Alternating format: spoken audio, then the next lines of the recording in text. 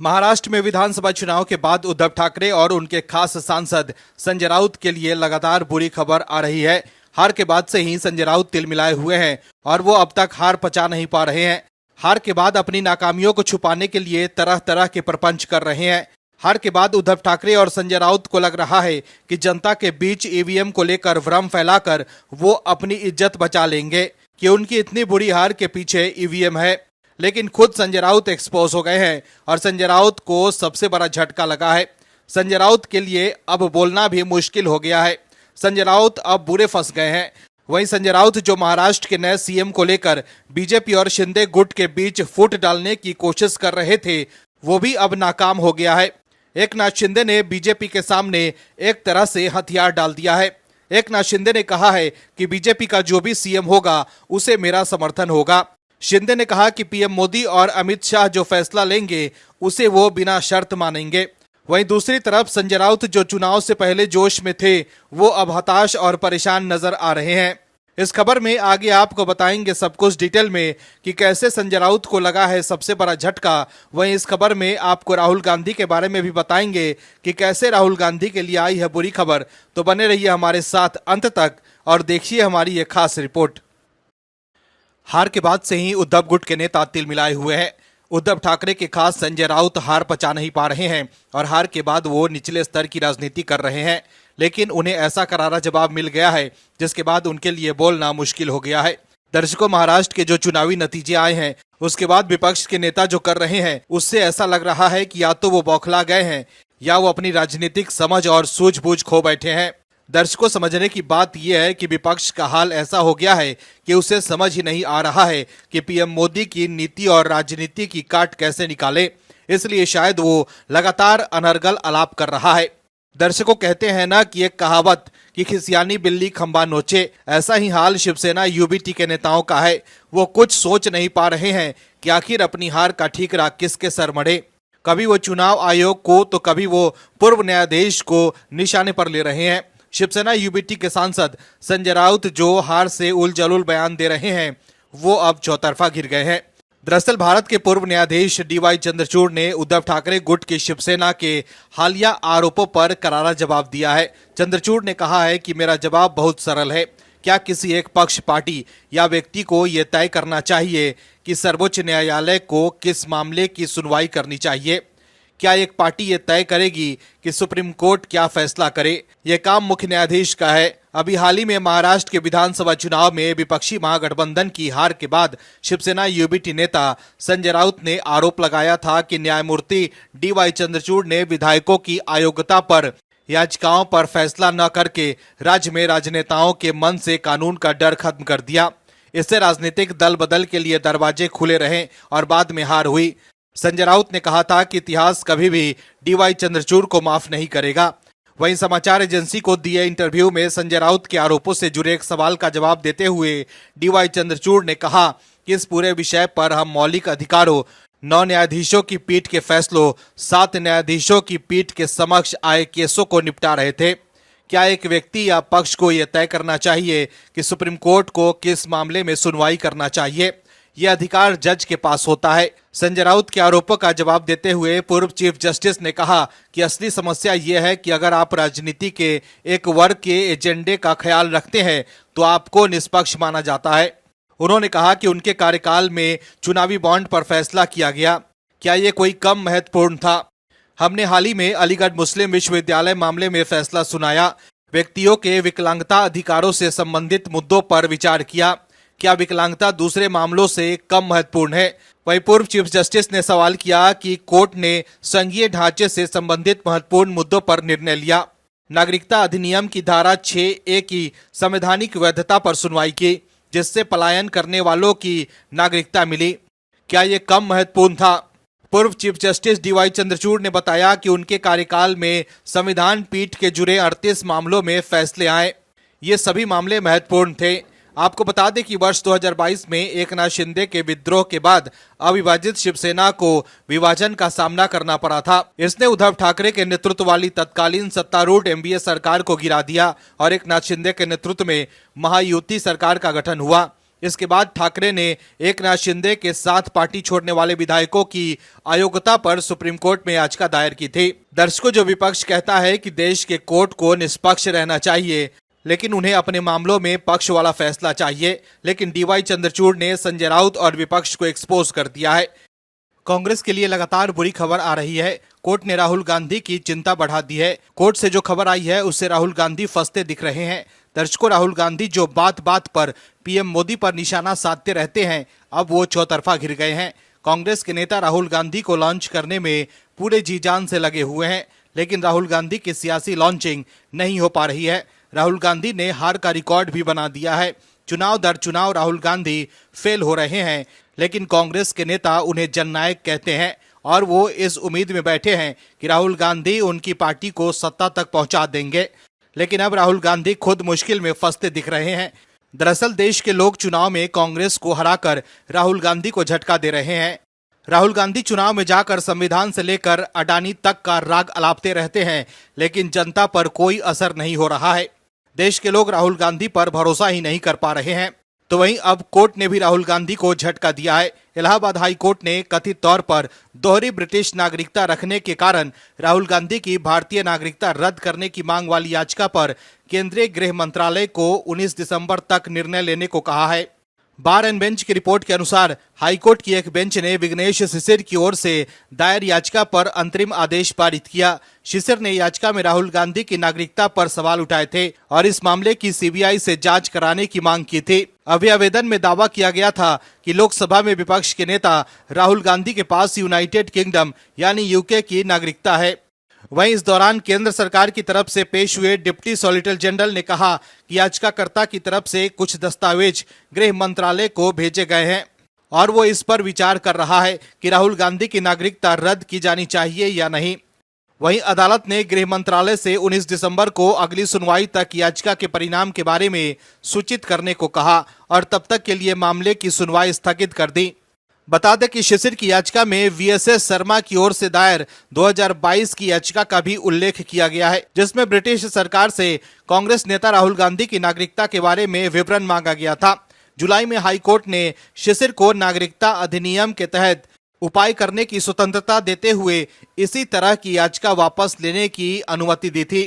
अब याचिकाकर्ता ने अपने अभियावेदन पर परिणाम के लिए अदालत का रुख किया है। याचिकाकर्ता शिशिर ने अदालत को सूचित किया कि उच्च न्यायालय के समक्ष अपनी पिछली याचिका वापस लेने के बाद उन्होंने केंद्रीय गृह मंत्रालय और प्राधिकारी के सामने 2 अभ्यावेदन पेश किए। शिशिर के अभ्यावेदन में राहुल गांधी की नागरिकता रद्द करने की मांग की गई है। वहीं बीजेपी नेता ने भी राहुल गांधी की नागरिकता रद्द करने की मांग की है। बीजेपी नेता सुब्रमण्यम स्वामी ने भी दिल्ली उच्च न्यायालय के समक्ष राहुल गांधी की नागरिकता को लेकर इसी तरह की याचिका दायर की थी। हालांकि अदालत ने कहा था कि वो इलाहाबाद हाई कोर्ट की बेंच के सामने याचिकाओं पर स्पष्टता मिलने के बाद मामले की सुनवाई करेगी। दर्शकों, दोहरी नागरिकता को लेकर राहुल गांधी दिल्ली से लेकर इलाहाबाद हाई कोर्ट में घिर गए हैं। उन पर जो आरोप लगे हैं वो काफी गंभीर हैं और अब अदालत ने गृह मंत्रालय से इस पर फैसला लेने के लिए कहा है, जिससे राहुल गांधी की मुश्किलें बढ़ती दिख रही है। महाराष्ट्र में हार के बाद संजय राउत को सबसे बड़ा झटका लगा है। उद्धव ठाकरे और संजय राउत की राजनीति ही खत्म होने वाली है। संजय राउत जो बड़ी बड़ी बातें कर रहे थे वो अब चिंतित हैं कि उनका अब क्या होगा। राज्य में सत्ता से बाहर तो हुए ही हैं, साथ ही शिवसेना पार्टी भी हाथ से गई। महाराष्ट्र के लोगों ने बता दिया कि असली शिवसेना शिंदे की ही शिवसेना है। वहीं अब संजय राउत एक और मुश्किल में फंसते दिख रहे हैं। दर्शकों, पता है आपको कि आखिर संजय राउत से लेकर शरद पवार और प्रियंका आखिर क्यों महाराष्ट्र चुनाव के परिणामों को लेकर भरे बैठे हैं? क्योंकि उनकी कुर्सी खतरे में पड़ गई है। जो प्रचंड जीत महायुति को मिली है उसने इन नेताओं की राजनीति पर पूर्ण विराम नहीं तो अल्प विराम तो लगा ही दिया है। दोस्तों, महाविकास अघाड़ी इतनी भी सीट नहीं जीत पाई कि वो अपने दम पर लोगों को राज्यसभा भी भेज पाए। वो एकदम बेहाल हो चुके हैं और पूरा महाविकास मिलाकर सिर्फ एक आदमी को राज्यसभा भेज सकता है। तभी तो महाविकास के राज्यसभा वाले नेता बौराए घूम रहे हैं कि अब संसद की चाय कैसे पी पाएंगे। दरअसल हार के बाद महाविकास अघाड़ी गठबंधन की एक और चिंता बढ़ गई है। उद्धव ठाकरे के खास संजय राउत अब क्या करेंगे, ये बड़ा सवाल है, क्योंकि अब वो पूरी तरह से बेरोजगार हो सकते हैं। दर्शकों, एनसीपी शरद पवार गुट के अध्यक्ष शरद पवार और शिवसेना उद्धव बालासाहेब ठाकरे के नेता प्रियंका चतुर्वेदी और संजय राउत का अगली बार राज्यसभा पहुंचना बेहद मुश्किल नजर आ रहा है। इसकी बड़ी वजह है कि हालिया महाराष्ट्र चुनाव के नतीजे। महाराष्ट्र विधानसभा चुनाव 2024 के नतीजों में उद्धव और शरद पवार की पार्टियों को बड़ा झटका लगा है। उनके विधायकों की संख्या पहले से बहुत कम हो गई है, जिसकी वजह से इन नेताओं के राज्यसभा के लिए पुनर्निर्वाचन की संभावना बेहद कम हो गई है। इस विधानसभा चुनाव में महाविकास अघाड़ी गठबंधन 50 के आंकड़े तक भी नहीं पहुंच पाई है। महाविकास अघाड़ी सिर्फ 49 सीटें जीत सकी। एनडीए की इस विफलता के कारण शरद पवार, संजय राउत और प्रियंका चतुर्वेदी को अपने दम पर अगला राज्यसभा कार्यकाल भी नहीं मिलेगा। आमतौर पर महाराष्ट्र से राज्यसभा में जाने के लिए 43 सीटों का कोटा तय है। इस लिहाज से पूरी महाविकास अघाड़ी मिलकर केवल एक को ही राज्यसभा भेज सकती है, वो भी तब जब गठबंधन में किसी एक के नाम पर आम सहमति बन सके। वहीं राज्यसभा चुनाव के दौरान भी कांग्रेस और विपक्ष के नेता क्रॉस वोटिंग कर पार्टी को झटका देते हैं। ऐसे में एनडीए के कितने नेता पार्टी के साथ रहेंगे, वो बड़ा सवाल है। दर्शकों, शरद पवार और प्रियंका चतुर्वेदी को 3 अप्रैल 2020 को 6 साल के कार्यकाल के लिए राज्यसभा के सदस्य के रूप में चुना गया था। उनका कार्यकाल 3 अप्रैल 2026 को समाप्त हो जाएगा। वहीं संजय राउत 1 जुलाई 2022 को राज्यसभा के लिए निर्वाचित हुए थे और उनका कार्यकाल 22 जुलाई 2028 को समाप्त होगा। राजनीतिक समीकरणों और इन दलों की विधानसभा में स्थिति को देखते हुए दोनों पार्टियों के लिए इन नेताओं को फिर से राज्यसभा भेजना बेहद कठिन हो गया है। शरद पवार ने पहले ही घोषणा कर दी थी कि ये उनका राज्यसभा में अंतिम कार्यकाल होगा। वहीं प्रियंका चतुर्वेदी और संजय राउत के पुनर्निर्वाचन की संभावनाएं भी राजनीतिक परिस्थितियों के कारण कमजोर हो रही हैं। कांग्रेस ने लोकसभा चुनाव में 99 सीटें जीती थी, जिसमें से 2 सीटों उत्तर प्रदेश की रायबरेली और केरल की वायनाड से पार्टी के नेता राहुल गांधी को जीत मिली थी। उन्होंने वायनाड सीट छोड़ दी थी, जहां से शनिवार को उनकी बहन प्रियंका गांधी वाड्रा ने जीत दर्ज की। वायनाड और नांदेड़ जीतने के बाद लोकसभा में कांग्रेस के सदस्यों की कुल संख्या 99 पर कायम है। दोस्तों, सत्ता की कुर्सी इन नेताओं को अधिक प्यारी है, तभी तो वो परिणामों को कोस रहे हैं। महायुति की सरकार बनेगी और देवेंद्र फडणवीस एक बार फिर मुख्यमंत्री बनेंगे, ये भी तय है। यूबीटी और शरद पवार की पराजय से विपक्ष की ताकत खत्म हो चुकी है। अब खबर ये भी आ रही है कि उद्धव ठाकरे की पार्टी के कई सांसद शिंदे गुट के संपर्क में हैं और फिर से खेला होने वाला है। तो वहीं उद्धव ठाकरे और शरद पवार के लिए अपने सांसदों को भी बचाना मुश्किल हो सकता है। उद्धव और शरद पवार के नेता अब बीजेपी और शिंदे की शिवसेना में अपना भविष्य तलाश सकते हैं, क्योंकि अब उद्धव और सीनियर पवार की राजनीति महाराष्ट्र से लगभग खत्म हो गई है। ऐसे में उद्धव ठाकरे के खास संजय राउत भी लगातार बीजेपी पर नजर बनाए हुए हैं और ऐसा लग रहा है जैसे संजय राउत भी बीजेपी के नेताओं के संपर्क में हैं। तभी तो संजय राउत बीजेपी को लेकर काफी अपडेट लग रहे हैं। दर्शकों, संजय राउत ने कुछ ऐसा कह दिया है कि एक तो करेला दूसरे पर नीम चढ़ा। दर्शकों, संजय राउत खुद तो जीत नहीं पाए, लेकिन अपनी खींच दूसरों पर निकाल रहे हैं। जिन लोगों को जनता ने सिरे से नकार दिया है, वो लोग बता रहे हैं कि महाराष्ट्र का अगला मुख्यमंत्री कौन बनेगा। अजीब हाल है शिवसेना यूबीटी का। ये लोग खुद की हार पर विवेचना नहीं कर रहे हैं, बल्कि दूसरों के घर में झांक रहे हैं। हार के बाद शिवसेना यूबीटी का हाल बहुत बुरा है। उद्धव ठाकरे को कुछ लोग तो ये भी कह रहे हैं कि उनकी पार्टी को खत्म करने में संजय राउत का ही हाथ है। राउत ने ही शिवसेना यूबीटी को सही से सलाह नहीं दी और पूरी पार्टी को ही खत्म करके रख दिया है। महाराष्ट्र में सीएम पद को लेकर मंथन जारी है। इस बार बीजेपी अपना सीएम बनाना चाहती है। वहीं सीएम पद को लेकर शिवसेना यूबीटी के राज्यसभा सांसद संजय राउत ने बड़ा दावा किया है। संजय राउत ने कहा है कि बहुमत इतना बड़ा है कि वे किसी को भी मुख्यमंत्री बनाकर भेज सकते हैं। नरेंद्र मोदी और अमित शाह मुख्यमंत्री तय करेंगे। वे गुजरात के फायदे की बात करेंगे। वे बहुमत के ताकत पर किसी को भी मुख्यमंत्री बना सकते हैं। उन्होंने ऐसा मध्य प्रदेश और राजस्थान में करके दिखाया है। सांसद राउत ने कहा, अगर मोदी जी देश के असली नेता होते तो ऐसा करने की उन्हें जरूरत नहीं पड़ती। पार्टी तोड़ने का काम नेहरू, इंदिरा और मनमोहन ने नहीं किया। ये वही करते हैं जो मन में भी कमजोर हैं और पार्टी में भी कमजोर हैं। संजय राउत ने कहा कि महाराष्ट्र में 400 से भी ज़्यादा शिकायतें हमारे पास आई हैं, हम उस पर चर्चा करेंगे। महाराष्ट्र का चुनाव बैलेट पर लीजिए, अगर बैलेट पर आप जीतते तब समझेंगे।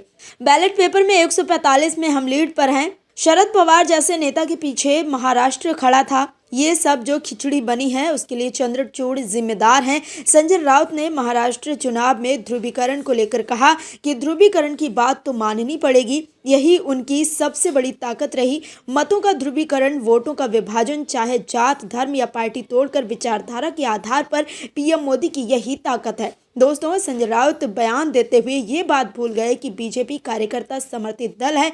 यहाँ कोई भी मुखिया और राज्य का सीएम बन सकता है। यहाँ किसी एक खास परिवार का होने की जरूरत और गुलामी करने का शौक नहीं होना चाहिए। लेकिन हार के बाद संजय राउत तिलमिलाए हुए हैं, लेकिन बीजेपी उन्हें भाव ही नहीं दे रही है। Bureau report, OMH news. और भी वीडियोस देखने के लिए चैनल को सब्सक्राइब करें और बेल आइकन को दबाएं।